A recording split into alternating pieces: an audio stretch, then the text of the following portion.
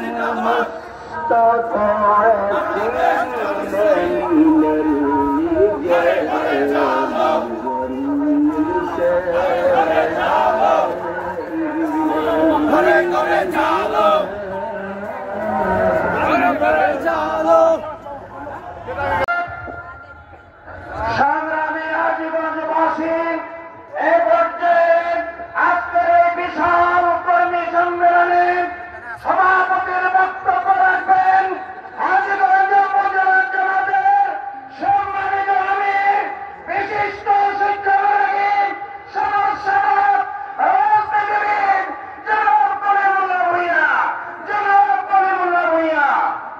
আলহামদুলিল্লাহ।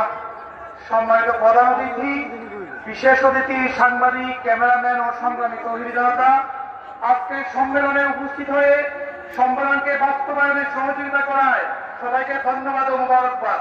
পাশাপাশি এই সম্মেলনকে বাস্তবায়ন করতে